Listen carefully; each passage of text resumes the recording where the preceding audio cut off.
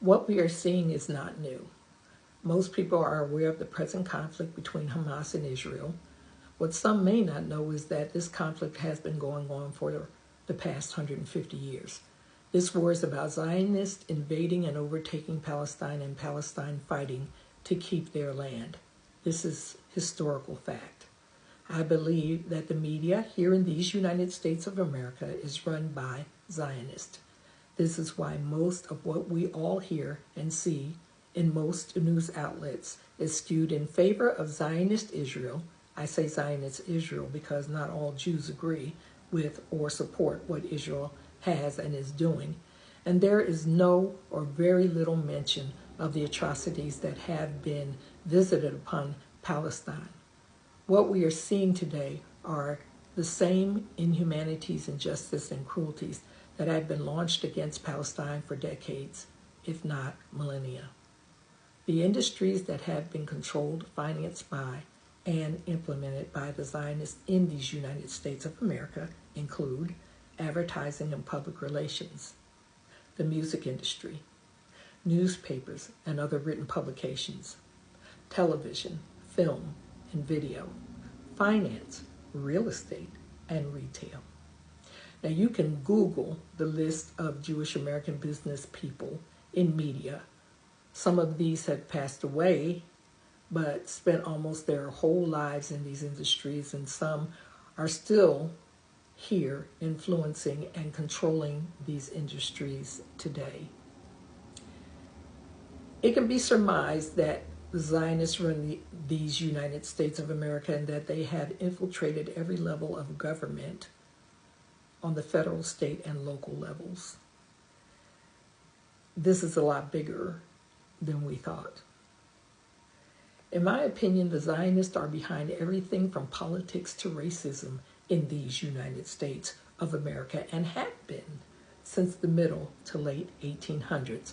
I think it no coincidence that this time period coincides with the emergence of the Jim Crow era. Then there's Representative Rashida Tlaib, who was censured by 22 of her colleagues because she dared to speak out against the atrocities that are even now taking place in Palestine, despite the fact that she is Palestinian and is speaking out for her people.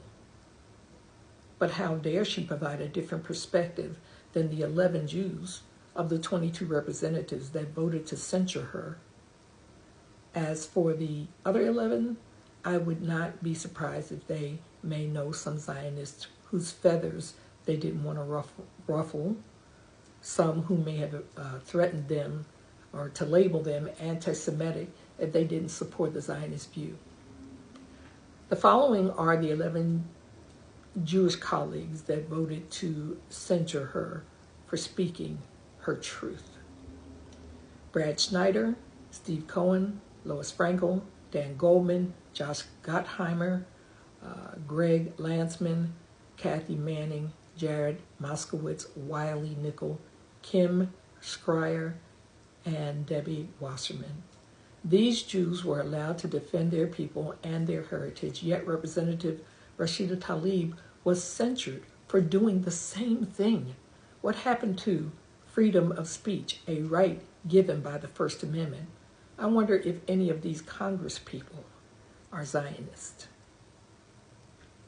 I submit that no one who has had a true account of what has and is occurring in Palestine could ever support what is going on there. Now, Hamas, there is no excuse for what they did, hands down. However, Hamas is the Arab counterpart of the Zionists. They are both guilty of shedding innocent blood and ending lives that should be here today. But make no mistake, the Zionists' hands are as bloody, if not bloodier, than Hamas, and both need to be held accountable for what they have done. I've included a 1946 map of Palestine compared to Palestine today on my page. In many ways, Palestinians are suffering the same treatment as African descendants once did, and we are still in many ways experiencing in these United States of America. The Palestinians cannot move about freely on their own land, the land that was stolen from them by the Zionists. Israel's core policy, the policy of separation between Gaza Strip and the West Bank, consists of physical obstacles like checkpoints, roadblocks, the West Bank barrier, and administrative restrictions, including prohibited roads, permit requirements, and age restrictions. African descendants in these United States of America experienced something similar, having to comply with publications like the Black Codes, which restricted the movement of newly emancipated African descendants from one state to another, the kinds of jobs they could have, and then they would be committed to that job involuntarily for the rest of their lives, the type of property they could own, if any, access to public facilities and businesses, sundown towns requiring African descendants to abide by a curfew. It was just slavery by another name.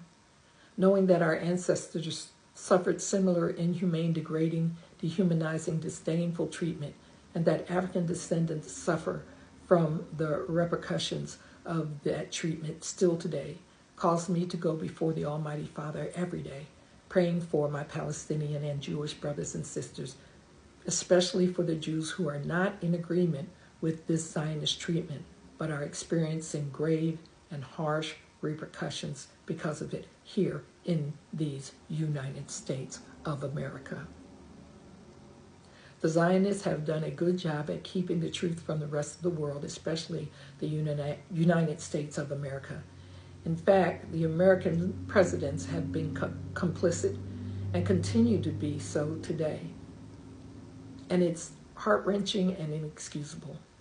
I grew up knowing President Biden, believing that he was an honest and true man. Now, it seems that he is no less complicit than Franklin D. Roosevelt and Harry S. Truman were in the mid to late 1940s. It's sad, painful, and indefensible. Also, please be aware of the weapons of mass distraction. There is a lot going on in this country that many would like our attention to be diverted from. Don't just rely on the news for the truth. Remember, a little yeast affects the whole lump of dough. Half of a truth is a whole lie. Nobody lets an enemy in the camp, so look for them to come as a friend. Television is more about control than entertainment. There are many places that stories can be checked and verified.